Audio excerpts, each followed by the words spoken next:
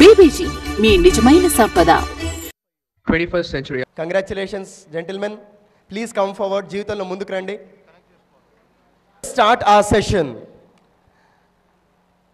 by introducing a very young speaker. A very young speaker who hails from the same place where this impact is conducted. So, he will share his experience.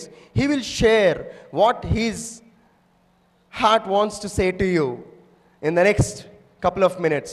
With your thundering applause, may I invite Mr. Naveen from Kamareddy, one of the impact trainers, onto the stage to share his experience with the audience. Naveen. Happy morning all. I am Naveen from Ramareddy. ఈరోజు నేను చెప్పబోయే matter behaviour, ప్రవర్తన. ఈ అన్నిటికీ మనం ఉద్యోగం చేయాలన్నా, మనము ఒక కుటుంబంలో సంతోషంగా ఉండాలన్నా, ఎవరితోనైనా మన యాటిట్యూడ్ అంటాం కదా, ఈ యాటిట్యూడ్ కూడా బిహేవియర్లో భాగమే. అవునా కదా? మనకు ఉద్యోగం రావాలంటే మనకు కావాల్సింది ఏంది? ప్రధానంగా మన బిహేవియర్ని టెస్ట్ చేస్తారు వాళ్ళు. Yes or no? ఎస్ కదా?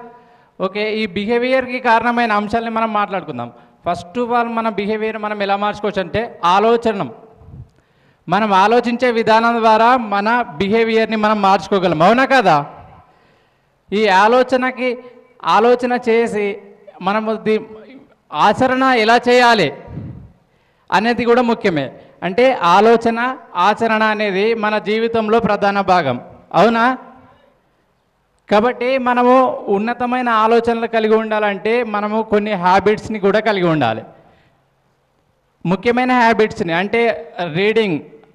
డైలీ మనము నైట్ పడుకునే ముందు అరగంట సేపు అట్లీస్ట్ ఒక మంచి స్టోరీస్ కానీ ఒక మంచి పుస్తకాన్ని కానీ మనం చదివి పడుకోవాలి.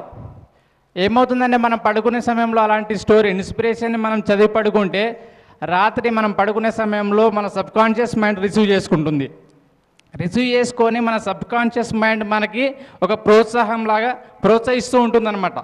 అంటే మన యాటిట్యూడ్ని మార్చడానికి ప్రధానమైన కారణం ఏంటంటే మన అలవాట్లు, ఆలోచనలు, ఆచరణ అనేది మన జీవితంలో చాలా ముఖ్యమైన భాగం అవుతాయి. కాబట్టి ఉన్నతమైన ఆలోచనలు కలిగి ఉండండి, వాటిని ఆచరించే మార్గాలు కూడా వెతుక్కోండి. హ్యాబిట్స్, మంచి అలవాట్ని కూడా అలవాటు చేసుకోవాలి. Okay, thank you very much. Wish you all the best, all of you.